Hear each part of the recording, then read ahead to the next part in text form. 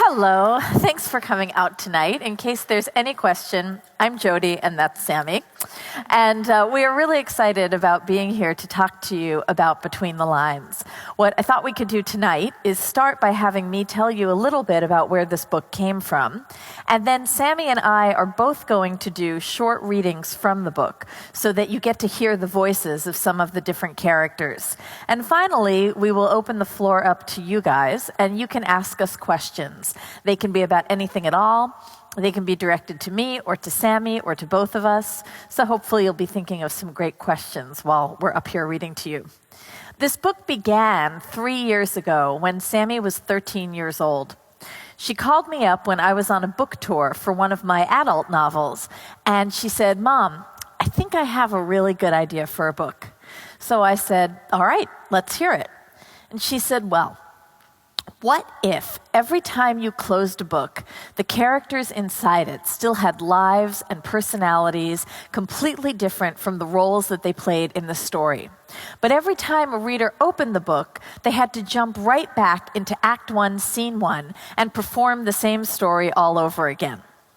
And what if there was a prince in a fairy tale who was really sick of being a prince in a fairy tale, but he couldn't figure out how to get anyone to see him as something other than a prince? Until there was a 15-year-old girl who was a big reader and kind of a loner, and she was obsessed with a children's fairy tale because the prince who was illustrated inside it was really attractive. And one day she realized that he was speaking to her and that he wanted her help getting out of the book.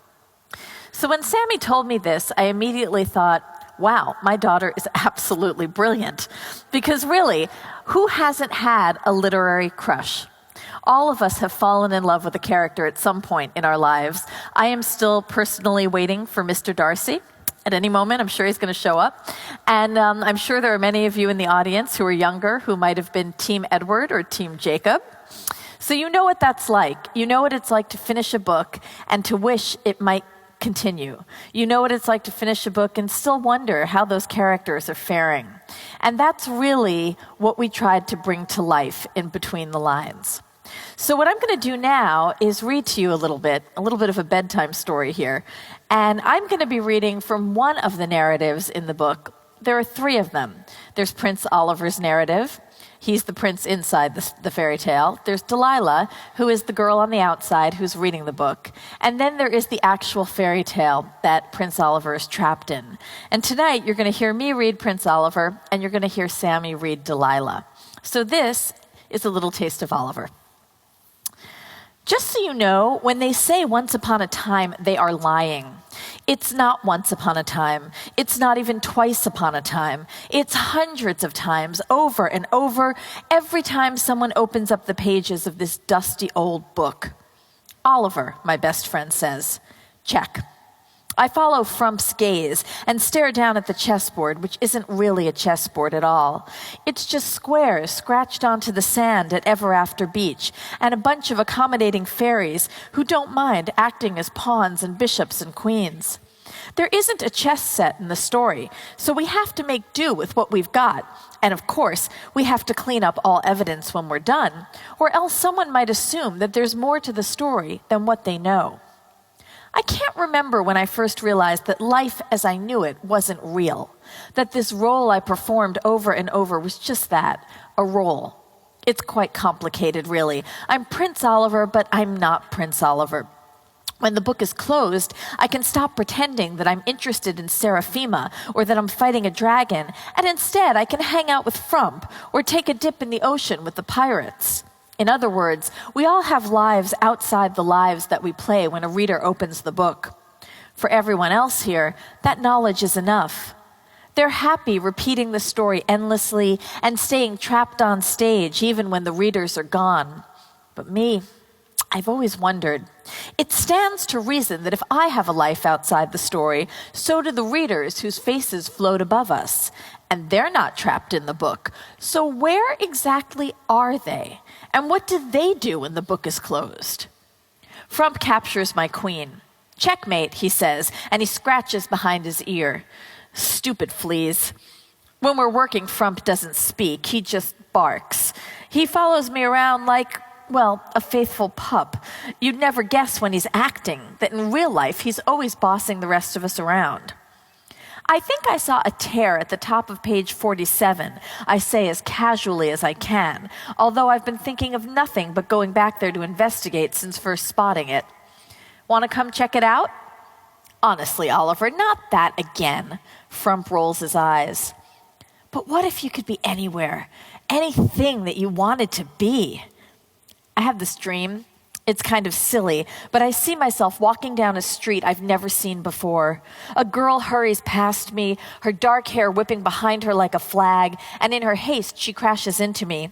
When I reach out to help her up, I feel a spark ignite.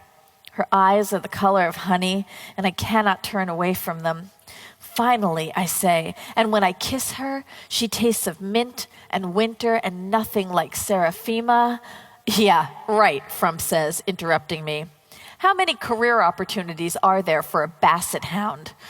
You're only a dog because you were written that way. You could change that. He laughs. Change a published story. Yeah, that's a good one, Ollie. Maybe he's right. Maybe it is just me.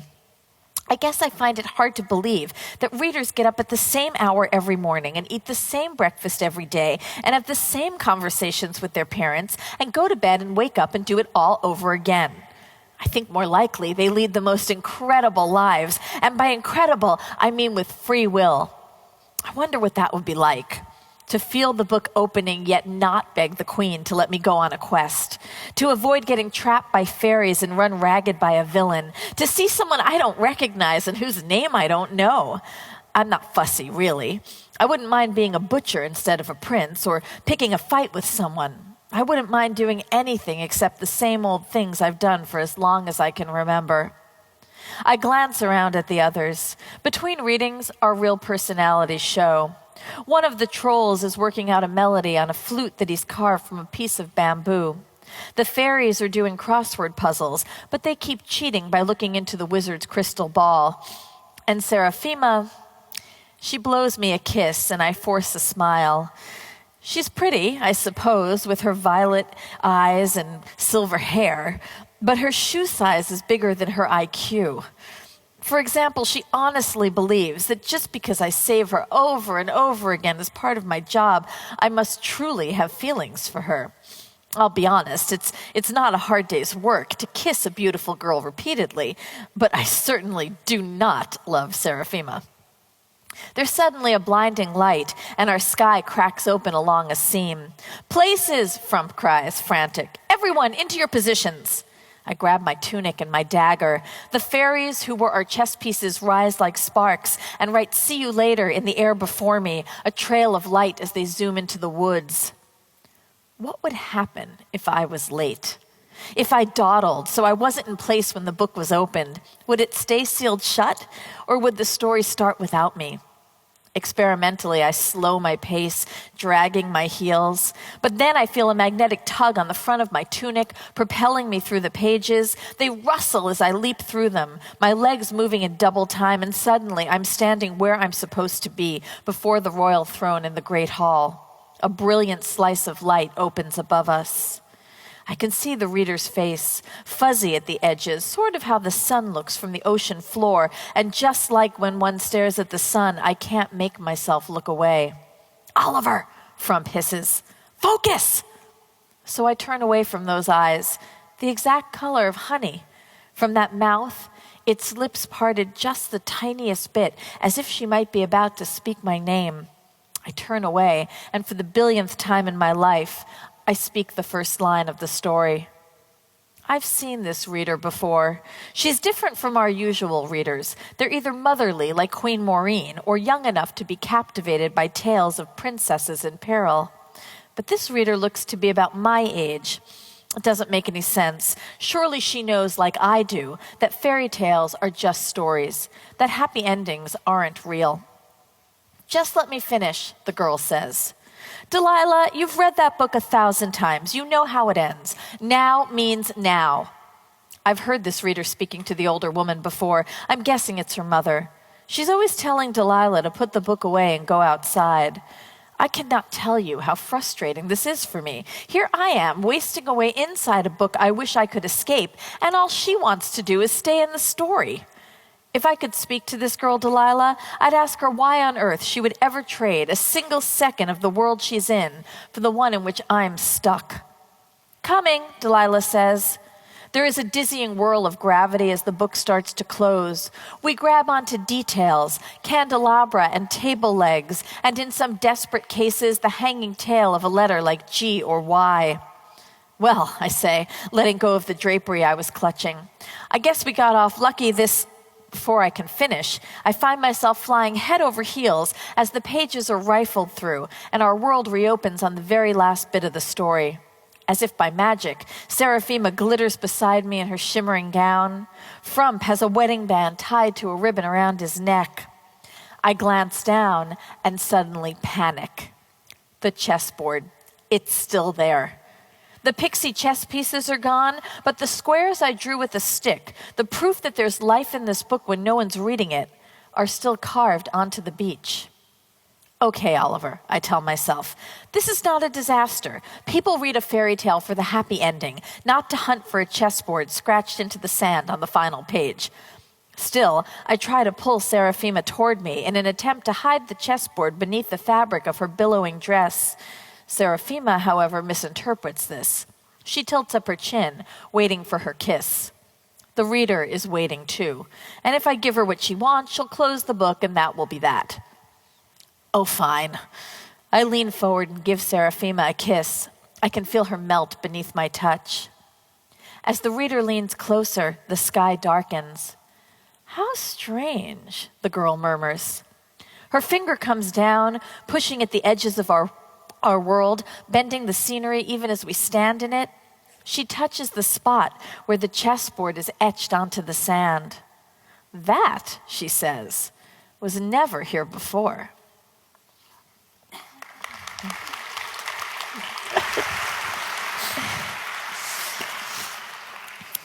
Hi, I'm Sammy, and I'm going to be reading the part of Delilah. I'm weird. Everyone says so.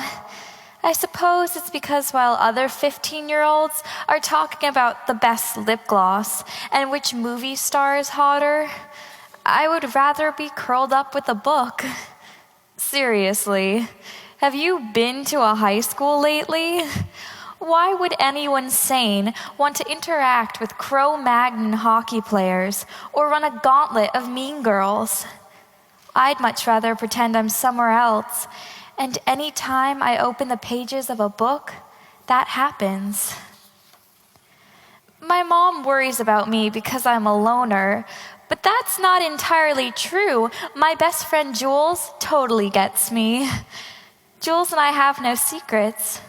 I know that she is addicted to soap operas, and she knows that my mother is a cleaning lady. There's only one thing I haven't told Jules, and that's the fact that for the past week, the reason I've avoided her is that I'm embarrassed by my choice of reading material. A fairy tale written for elementary school kids. If you read Dostoevsky, you're weird, but smart. If you read comic books, you're weird, but hip. If you read a fairy tale, you're just a dork. It's about a prince, Oliver, who goes on a quest to rescue a princess who's been taken hostage. The problem is that Oliver isn't a big fan of taking risks. His father died in battle, and as far as he's concerned, it's far better to be safe than sorry. I think that's what made me keep reading. The very first thing you learn about Oliver is that it wasn't easy growing up without a dad. It was as if the words had been taken straight from my mouth. My father had not died in battle, but he'd left my mother when I was 10 years old. She cried every night that year. I was a straight-A student, not because I loved school, but because I didn't want to be one more person who disappointed my mother. True confessions time. Oliver is cuter than any guy in my school. Granted, he is two-dimensional and illustrated. Don't judge me. Go take a look at Wolverine in an X-Men comic and tell me he isn't hot. With his black hair and pale eyes, it seems that Oliver is smiling up from the page directly at me. That first week, I read the book so often that I memorized the words. I knew the layout of the pictures on the pages. My mother worried. Why was a girl like me, who could easily read 1,000-page adult novels, obsessed with a children's book? I knew the answer to that, not that I was about to admit it to anyone. Prince Oliver understood me better than anyone in the world. True, I'd never met him, and true, he was a fictional character, but he also was what people needed him to be. A dashing hero, a peacemaker, a cunning escape artist. Then again, Prince Oliver had never existed anywhere but on a page. He didn't know what it was like to be stuffed into a locker by the cheerleading squad and left there until some janitor heard me yelling. Today, I decide, is going to be different. First thing, I'm going to return the book to the library. In my English journal, I'll write down that I've been reading The Hunger Games for my outside reading requirement, like 98% of the 9th grade. I'll tell Jules that we should go to the Rocky Horror Marathon at the Cheap Theater this weekend. Then, in earth science, I'll finally get enough courage to go talk to Zach, my vegan lab partner, who insists on feeding tofu to the class Venus flytrap.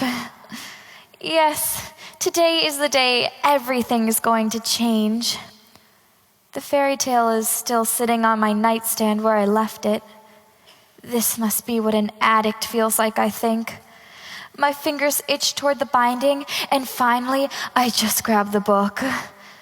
But this time, something feels wrong. Delilah, my mother yells, I told you twice already, we're going to be late. I flip through the book to the final page. When I see it, I can't believe I haven't noticed it before. Just to the left of Princess Seraphima's gown, drawn into the sand, is a grid, sort of like a bingo chart or a chessboard. How strange, I say softly. That was never here before. Delilah Eve. When my mother uses my middle name, it means she's really angry. I close the book and tuck it into my backpack and hurry downstairs. My mother is rinsing her coffee cup as I grab a slice of toast. Mom, I ask, have you ever read a book and had it change? She looks over her shoulder. Well, sure. The first time I read Gone with the Wind and Rhett walked out on Scarlet, I was 15 and thought it was wildly romantic. The second time I read it, I thought she was silly and he was a selfish pig. That's you changing, not the book. Imagine that you've read a story hundreds of times and it always takes place on a ship. And then one day you read it and it's set in the Wild West instead. That's ridiculous, my mother replies. Books don't change in front of your eyes. Mine did. She turns and looks at me. You need to get more sleep, Delilah. The whole way to school, my backpack sits on my lap. Our car pulls up in front of the building. Have a good day, my mother says. I hurry past a kid plugged into his earphones and the popular girls who cluster together like grapes. Honestly, do you ever see just one of them? The school's current it couple, Brianna and Angelo, or Brangelo as they're known, are wrapped in each other's arms across my locker. I'm gonna miss you, Brianna says. I'm gonna miss you too, baby, Angelo murmurs. For Pete's sake, it's not like she's leaving on a trip around the world. She's only headed to homeroom. I don't realize I've said that out loud until I see them both staring at me. Get a life, Brianna says. There's a crash on the metal of the locker beside mine, and I look up to see Jules smacking her hand against it to get my attention. Hey, Jules says, where'd you go last night? I sent you 1,000 texts. I hesitate. I've hidden my fairy tale from Jules, but if anyone is going to believe me when I say that a book changed before my eyes, it's going to be my best friend. I have to tell you something. I was reading this book, and it sort of changed. I totally understand, Jules says. The first time I saw Attack of the Killer Tomatoes, I knew my life was never going to be the same. No. I reach into my backpack and grab the fairy tale, flipping to the last page. Look, Prince, yep, standing right where he usually is. Princess, ditto. Frump, wagging happily. Chessboard, it's missing. Delilah, Jules asks, are you okay? I can feel myself breaking out into a cold sweat. I close the book and then open it again. I blink fast to clear my eyes. Nothing. I have to go, I say to Jules, shoving past her as the bell rings. I don't stop until I've reached the locker room. I know it will be empty this early in the morning. Sitting down on a bench, I take the book from my backpack. Real fairy tales are not for the faint-hearted. In them, children get eaten by witches and chased by wolves. Women fall into comas and are tortured by evil relatives.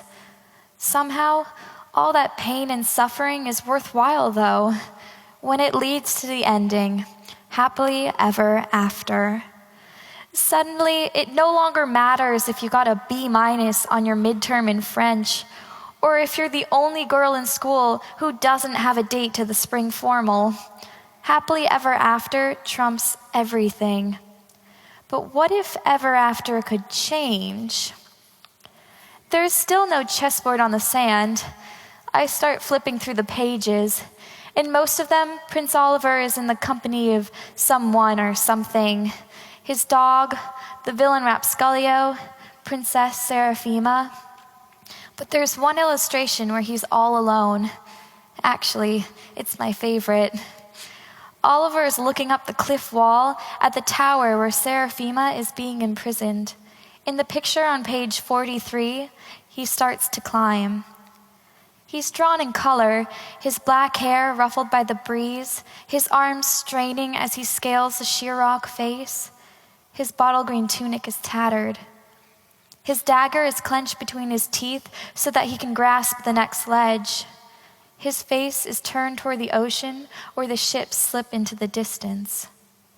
I lean forward until my nose is nearly touching the page. The image blurs as I get close, but I'm positive that Oliver's eyes have flickered away from the ocean and toward me. I wish you were real, I whisper. The school bell rings. That means homeroom is over and I have to go to algebra. With a sigh, I set the fairy tale down on a bench and gasp. Oliver is still climbing the sheer rock wall, but the dagger clenched between his teeth is now in his right hand. Its sharp tip scratches the faintest of white lines into the granite, and then another, and a third. This is not a Nook, a Kindle Fire, or an iPad, just a very ordinary old book. Drawing in my breath, I touch the paper.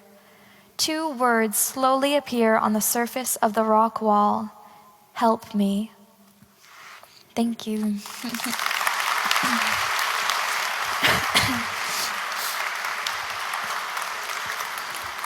So hopefully you have a pretty good sense now of Prince Oliver and Delilah and how they meet. And we are happy now to turn the floor over to you guys. I believe that we have mics set up so that you can come out and ask a question. And really the questions can be about anything at all. You can direct them to both of us, to one of us, and you can even talk about some of my older books. The only thing I would ask is that you not give away the ending to one of my books, or I'm going to throw that speaker at you. So if anyone has a question, can you guys come on down? Am I lying? Are there mics? Is there, yep, go ahead. Do we not have a mic? Yeah, you've got to come here.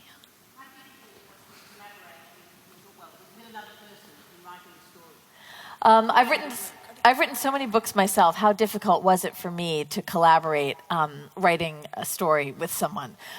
It actually was a lot of fun, and it was a big learning experience for me, too. I went in there thinking that I was the mentor, that I had done this 19 times, so clearly I knew how to do a better job than Sammy would. And to some extent, I did get to be the mentor. I definitely set the schedule. But there were arguments that we would start having when we were up in our office. And some of them were pretty simple. Like, for example, you will see that in the book, Prince Oliver has black hair. I can tell you that in reality, he is a blonde. Not true. But that was a tiny argument. But then we had more substantive arguments. For example, when it came to the fairy tale sections, which you did not hear tonight, I really wanted them to be very tongue-in-cheek, very lighthearted, almost like the movie Shrek. And Sammy had a very different opinion on those. I wanted the fairy tale section to be much darker, more like the Grimm brothers' tales. I told my mom that I wanted it like this because those books are so genius in the way that the characters go through so much pain and suffering and trauma that when they get their happily ever after, it makes it that much better.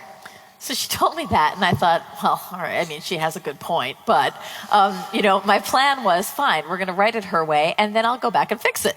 And to be honest, when we wrote it her way, it became very clear to me that she was dead on right.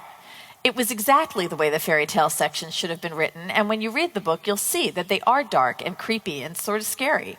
And that happened a lot. We had a lot of arguments about narrative and about character and conflict that I would have assumed I would naturally win. And I came to see that Sammy's instincts were so strong, even as a novice, that I really had to treat her as a literary equal. So it was great to have another brain that I could work with. And of course, then we would get to go downstairs and I could still say, go clean your room. So, someone from over here? Anyone? There's.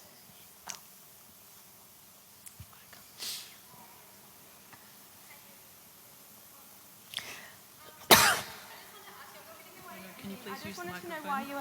Can you please use the microphone? I just wanted to know why you allowed them to change the ending from My Sister's Keeper, from the book ending to the movie ending. There's one word in your sentence that you should never have said, and that's allowed. Here's something that you probably don't realize but should know, which is that writers have no control over the movies that are made from their books. When you sell the rights to a book, it's like giving a baby up for adoption. And as I've said many times, we all like to think that we're choosing a good home for our baby. We try really hard. And sometimes later on you learn that your baby grew up and went to university and got married and got a great job and was a contributing member of society. And sometimes you find out that your baby grew up and became a prostitute. That's what happened for me. In my particular case, it was very important to me that the ending of that book be kept the same, and everyone at the production company knew it, which is why when they went to go hire Nick Cassavetes, who is a very talented director, they asked me to speak to him first. And I did, and I explained why I thought the ending had to stay the same. And he read the book, and he said, you're right, that is the only ending for this story. I'm not going to change it. But if anyone tries to, I'm going to tell you why, and I'm going to tell you myself. And I thought, that's pretty fair. He spent another year and a half writing a script that was very close to the book. He would call me once or twice a week to ask me questions about different scenes and different characters to make sure he was getting it right. One day I got an email from a fan who worked at a casting agency in Hollywood who had received the script for My Sister's Keeper. And she said, did you know that they changed the ending? So I called Nick at home, and he didn't want to talk to me. So I flew to LA and I went to the movie set, and he threw me off the movie set. I went to New Line Cinema and I met with Toby Emmerich, who is the head of that company. And I said to him, you are going to lose money on this movie because your demographic are the millions of people who have read that book and are looking for that book. And he said, no, we know what we're doing. We appreciate your concern. We know what we're doing. And sure enough, they lost a lot of money on that movie. So the silver lining is that now I am a psychic in Hollywood, because I predicted that. And as a result of that, the movie deals that have been done subsequently since then have actually allowed me more creative control than I ever would have had the first time out with My Sister's Keeper, to the point where I can now actually scuttle a project if they do change the ending. So that's sort of a great irony. But it's interesting to me when people say, oh, how did you let them ruin your book? Well, I didn't let them ruin my book. My book is still on your shelf, and you can pull it down anytime you want and read the right ending. So.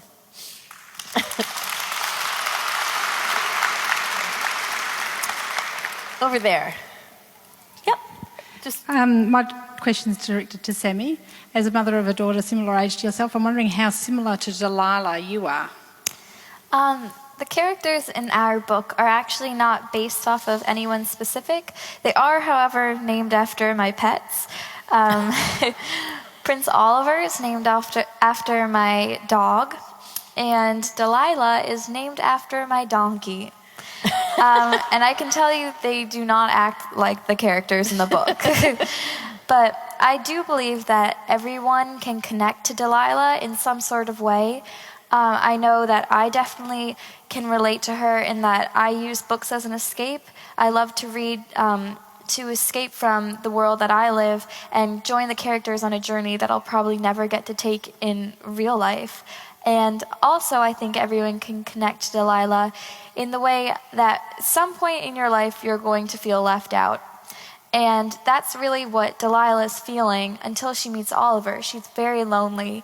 And you can take your memories and relate them to Delilah's and really sympathize with her and understand what she's going through. And so I think that's what makes her a great character, because everyone can relate to her. Yep. Hi, I was just wondering, what's your favorite character in Between the Lines and why? Are you asking both of us? Yeah. Yeah? Yeah. You can go first. My favorite character, I think I'm going to have to go with a few. I absolutely love Frump, mostly because I just love dogs. I absolutely love dogs. We have 3 at home, and if I could spend my whole day on the floor just lying there with them, I'd be the happiest person on earth.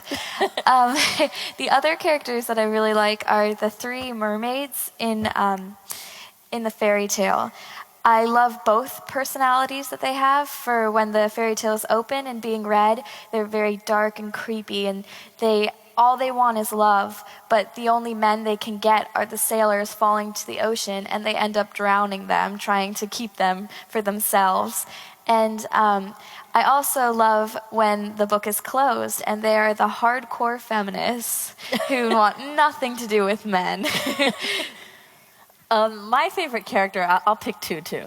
I love Socks. Socks is Prince Oliver's trusty, snorting stallion, and he looks exactly the way you think he should, with his white body and white mane, very majestic when that book is open. But when the book is closed, Socks has extreme body image issues and is always asking if the saddle makes his butt look fat and things like that. So I love him because he's just so funny. And the other character that I really liked writing was Prince Oliver. I think he has the biggest journey in the book because he starts off very entitled. He expects Delilah, when he meets her, to just, do everything that he says because he has been a prince his whole existence. And he learns very quickly that he's the one who has to be rescued and the rules are a little different. So I really enjoyed writing him as well. Yep, over there. I just wanted to know, because you wrote a happy ever after book, do you actually believe in the happy ever after type of thing? Is that for both of us? Yeah. I'm going to go first. Okay, this might be the first happy story I've ever written. And so that's not true. There are a couple that are happy. But, I have to say that I do believe in happily ever after because I am really lucky enough to be living it. I live in a beautiful part of America. I have a really wonderful, supportive, very cute husband. He has blonde hair, not black hair, but I love him anyway. And I have 3 amazing kids. So I am living the fairy tale right now. My fairy tale is not over because I'm only 16. But I want to believe in happily ever after. I really hope I get mine. A lot of the books I read are happily ever after. I love the Sarah Dessen books, and they're very much the happy love story. So I really hope I get mine. She's still waiting for her prince to come. So, yeah.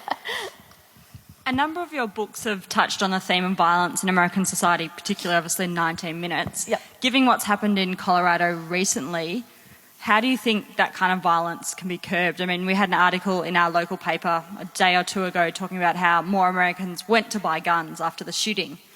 Yeah. What's your perspective on that? And I guess also Sammy is a young girl in American high schools. Well, for me, I get asked this question a lot. I got asked it a lot when I was on tour for 19 Minutes, which is about a school shooting in America. The easy answer, and the one that, of course, your newspaper was pointing to, is what's wrong with America and why don't they ban guns? That is certainly a very easy and simple knee-jerk response. To some extent, and actually 100%, what I would say is the NRA, which is the National Rifle Association, is a very conservative group, and the political platform that they run on is if you take guns away from Americans, you are redefining the Constitution, which says that we have the right to bear arms. I don't think any founding father in the Constitution really meant AK-47s and assault rifles when they were talking about that particular clause in the Constitution. I don't understand why anyone except trained military should be able to buy a weapon like that. And no hunter, no real hunter, is ever going to say to you, wait a second, don't take away my right to buy an AK-47. I need that for the deer, because it doesn't work that way. So why we haven't banned assault rifles, I don't understand. In fact, from what I have gleaned really just through the news on Twitter, which is all I have time for on a book tour, President Obama was saying the same thing that I just told you. But that said, that is not the answer to stopping violence, because you don't need a gun to create a random act of violence. Someone who has the intent to kill can do it very easily. In 5 minutes, you can learn to build a bomb on the internet. You can take a knife and kill a lot of people with a simple kitchen knife, and you're certainly not going to ban those. And what you really need to do is ask, how do we stop a cycle of violence? In school shootings, part of it has to do with bullying and cliques and acceptance and tolerance, which needs to be taught very early on, from really before kindergarten. But when it comes to violence in general, the biggest repeat offender that I see is the media. Because what you will notice in the wake of something like this tragedy in Colorado is that the media gloms on to the shooter. All of a sudden, we hear about his booby-trapped apartment. We hear about his childhood. We want to know where his family's hiding. There's an awful lot of media coverage about the shooter. And I can tell you that somewhere out in the world is a kid who's not too happy and not too balanced, who's watching all that coverage, thinking the next time it's going to happen, he's thinking, I want to kill myself, but I'm taking all of you down with me. Because I remember the last guy who did this, he was immortalized on TV. It's my belief that if the media actually stopped focusing on the perpetrators and instead did something like ran a retrospective on the lives of each of the victims for one consecutive day, you would sell a lot less ad space for those TV stations. But the next time a kid is thinking, maybe I should do this, probably he wouldn't have the same incentive.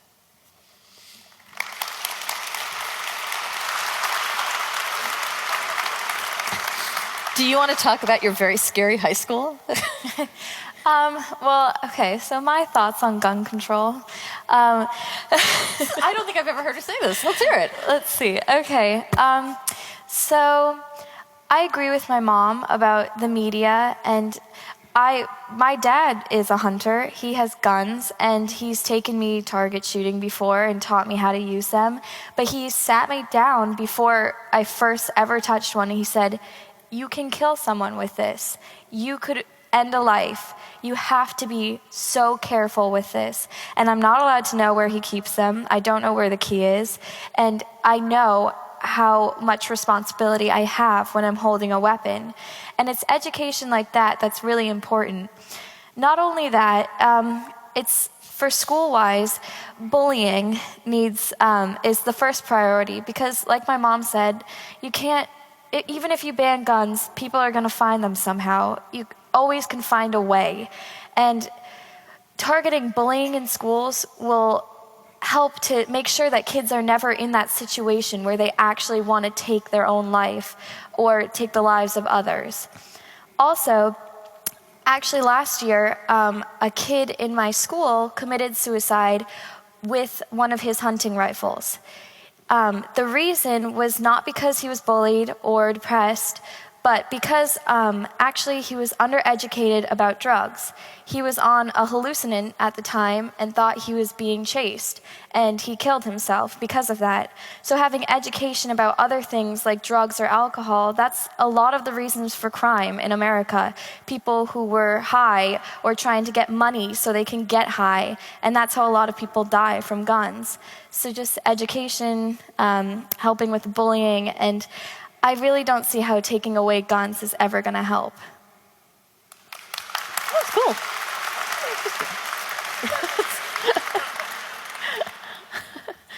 Yep. This is for both of you. When you finished writing the book, did you ever want to go back and change something? We didn't actually have a choice. We had to. That's part of the writing process. And we actually, as I said, I'll tell you a little about the real process for the book. A lot of people who hear us do this reading assume Sammy must have written all the Delilah sections because she's a teenager, and I must have written the other stuff, but it really wasn't like that at all. What we did was go up to my office, and we would sit side by side at my computer, and we would take turns typing. Usually it was me, because I'm faster. And we would speak every line out loud. I would say a sentence, and then Sammy might jump in and say a couple of sentences. And then I would jump in and say a couple. And we almost spoke the entire book out loud. And we would role play the conversations between Oliver and Delilah or other characters in the book. So that was sort of the process for the book. And we did that over the course of the summer that Sammy was 14 years old. And then the summer that she was 15 years old, we did the editing of the book. And the way that you edit a book is you sell it to the publisher, and then your editor reads through it and makes all these comments. Here's a little mystery that most of you probably don't know. Editors don't really edit. We edit. They just tell us, something doesn't feel right here, fix it. So it's really up to you to make it a better story. And there were a lot of changes that we made, and in the end, we wound up agreeing with all of them. One of the examples is Jules, who is Delilah's best friend, is a character who didn't exist in the first draft of this book. And our editors said, Delilah's too lonely, she needs a friend. And so we had to create Jules, and then we had to somehow patch her into the book in a way that didn't make her feel like she was patched on, like she actually had to be part of the story. So it was like unraveling the weave of the book and then tightening it all up again to see how it would work. And that was what we spent the second summer doing. And the funny thing is about editing that, I've been doing this for a really long time on my own. And a lot of writers, get an editorial letter and they read through everything that their editor thinks is horrible. And you go, oh gosh, I have so much to do. And we all think nasty things, but we would never say them out loud. When I was reading the editorial letter to Sammy out loud, she just looked at me and she went, how have you not killed your editor yet? And it was just so funny. It was exactly what we think all the time, but we would never actually say it out loud. So that was really fun. Do you have anything you want to add? I can promise you that we didn't kill the editor. Everything that they wrote was perfect. And we did make those changes. Although criticism is hard to take, it's usually right. And in this case it was, and adding Jules in and tweaking those other little things in the book really enhanced it to get a really great product. Hi, I was just wondering, first off, Sammy, I want to know if you've read all of your mum's books, and I would just, everyone has their favourite Jodi book, and mine's Second Glance, and I just wondered what yours are. That's a good one. So So I have not read all of my mom's books. I've read about 5, and I can say that they're pretty good. Pretty good. And my favorite one is Handle with Care. That book, the ending was just so, oh my God. It was one of those ones that you really don't see coming, and it feels like a slap in the face. And it was just amazing because of that. And it still haunts me, which means it was a good book, because I'm still thinking about it years later. Someone else? Okay. Is there one over there? Hi. I must admit my daughter is a fan of your books. I've just started to know you in the last few months. But I'm here because you're somebody who's followed your dreams. You've realized what your gift is, and you were able to use it. I was just wondering, the times when you dipped, did you ever feel like you struggled at any point, or what got you through moments when you wondered, whether it's writer's block or something else? How'd you deal with that? Yeah, those are actually 2 different questions, because I get asked about writer's block a lot, but I think about that differently from the actual trajectory of my career.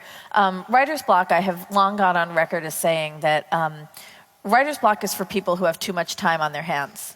I really started writing professionally at the same time that I had a newborn, and then I had his brother and his sister, and I was taking care of 3 children under the age of 4 while I was writing a book a year.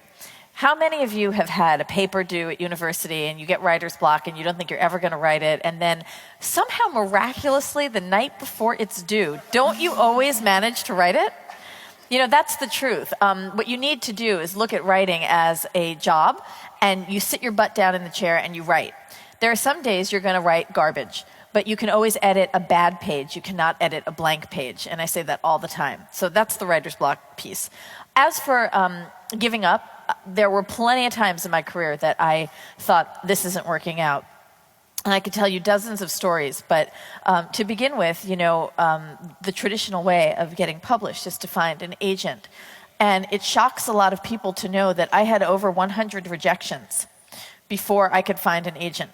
And the woman who wrote me and said yes actually said, I am just starting my own agency. I've never represented anyone before, but I think I can represent you. And I was like, okay.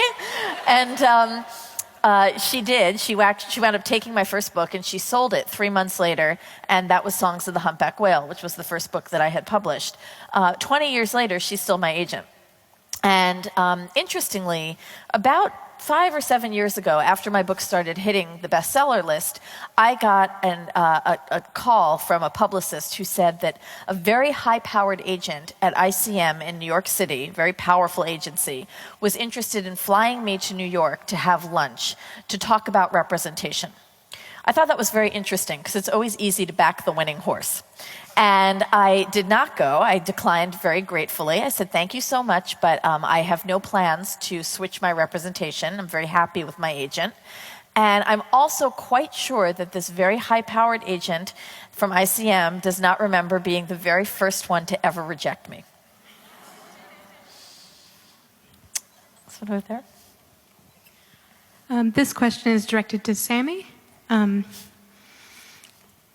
Other aspiring writers your age, what advice would you give them?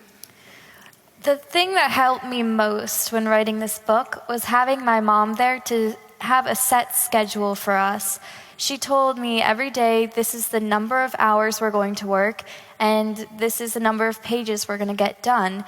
And she was really there to help keep me focused, because like my mom said, as teenagers, we tend to procrastinate. And it's a very common thing, especially because I was writing on my summer vacations. So I wanted to be outside running and biking and swimming. And I had to sit down and stay in an office and stay focused. And that's what I would really recommend, making a schedule to make sure that you get your work done. You have to keep writing because you need to make it to the end. Also, like my mom said, you can always go back and edit, but you need to finish first, or else you won't have a book. And that's really what helped me most. Hi. I've read all of your books, and I find the most impressive part, other than the fact that they're all very captivating and fantastic stories, is that they're very well informed. And I'm really fascinated, always fascinated by, you always write about the team of, informants that you have, professionals on the certain cases, and I'd really like to know what it's like to work with professionals like that and how helpful it is to your story writing. I can't imagine writing a book without doing research, because as a reader, there's nothing I hate more than reading a book and going, oh, well, the writer got that wrong. And I don't want you guys to be able to do that when you read my books. So when I create a book and I start to think about the characters in it, I usually stop after a few weeks of just mulling over it, and I consider, what do I need to know to be an expert? And that's really, really fun. I got to admit, I've gotten to do some amazing things in the name of research. I have gotten to ride with firefighters. I've lived with the Amish. I've spent time with Yupik Eskimos up in Alaska. I've spent time with countless forensic detectives and policemen and lawyers. I have been ghost hunting. I've gone out and met a guy who lived with a pack of wolves up in Canada. I mean, I've done crazy things that most suburban housewives don't get to do.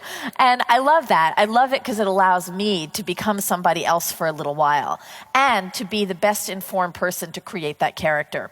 I'm really lucky in that I have not changed the way I approach my professionals in 20 years. What I do is I write a letter and I say, hi, my name is Jodi Picoult. I'm writing a book on blah, blah, blah. I hear you're an expert on blah, blah, blah. I wonder if we could sit down and talk, or if I could shadow you, or whatever it is I need. And then I call them, and I keep calling them until they take my phone call. And finally, they get on the phone, they say, look, I'd love to help you, but I'm only free at 3 in the morning on Thursday. And I go, great, where should we meet?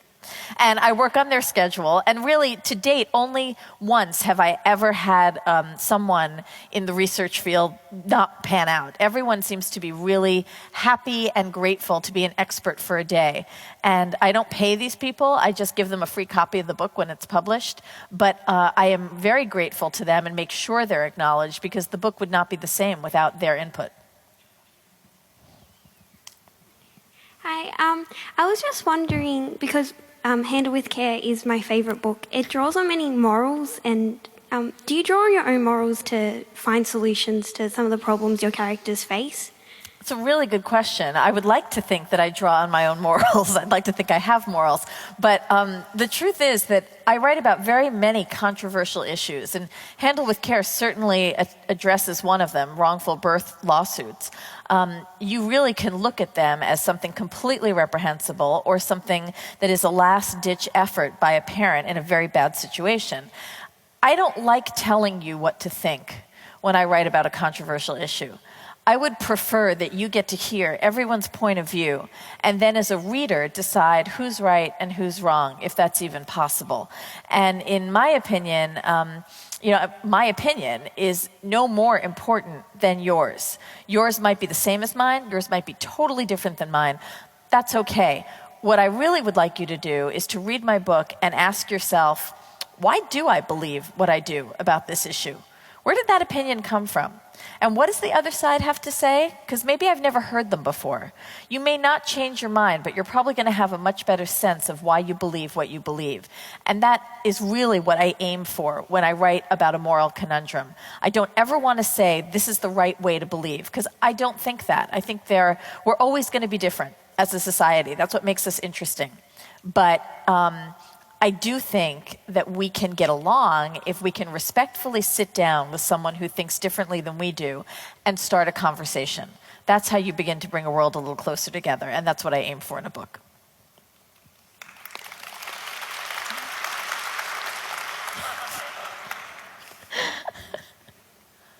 Hi there, my question is for Sammy, and I'm just wondering what the story is behind the inspiration or the idea for Between the Lines. So when I get an idea, I really don't feel that creative because to me, it's sort of just like a movie that plays out in my head. And that was the case with this. I was in French class daydreaming, which I don't recommend in school. And the idea just popped into my head like a little movie. What is it like when we close a book? What happens to the characters? And I started to think, I didn't believe that they would freeze in place and wait for us to come back to them. That's just so boring. And so I started to think of the world that could be inside of a book when it's closed and what the characters do when they wait for us. And then I started to think about the characters. They started popping up in my mind. I saw Prince Oliver, who was so sick and tired of doing the same thing every day over and over again. Sort of like this. He just wants out of the book. And then what if there was an opposite character who could reflect him in the fact that she's so sick of the world that she's in, she's using the very book that Oliver wants out of to escape. And what relationship could happen between those two?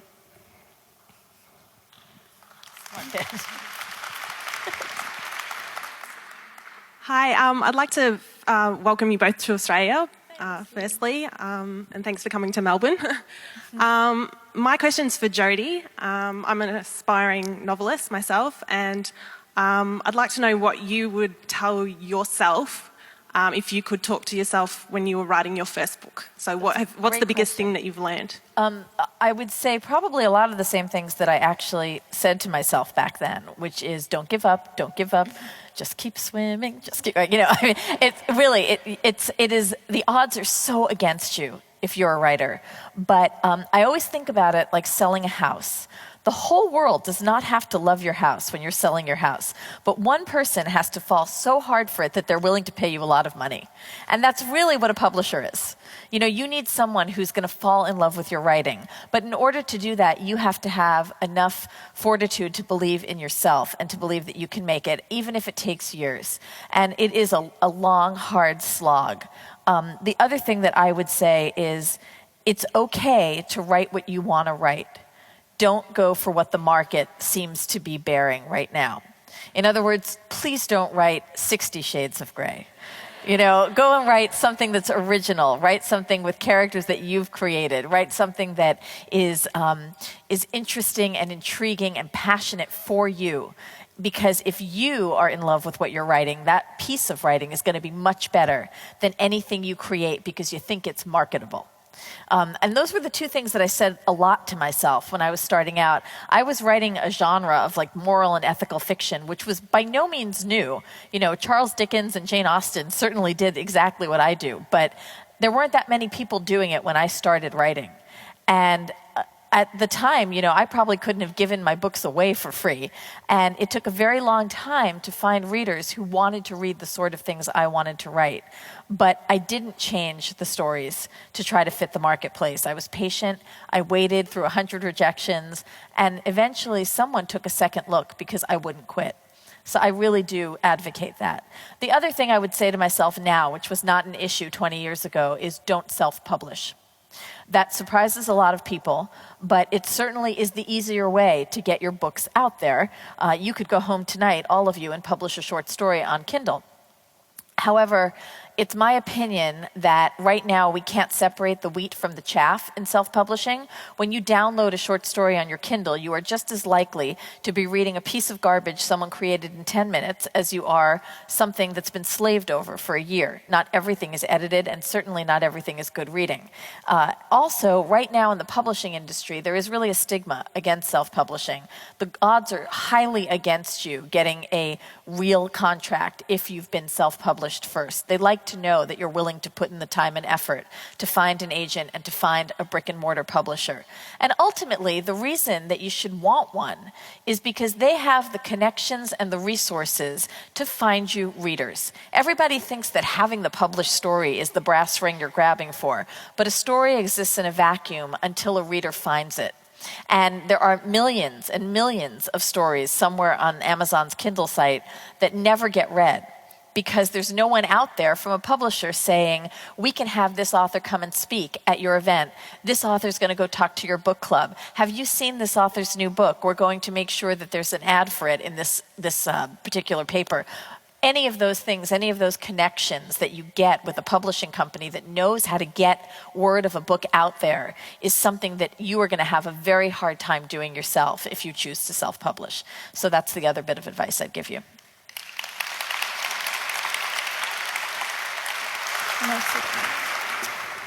I'm afraid we're going to have to leave it there, ladies and gentlemen.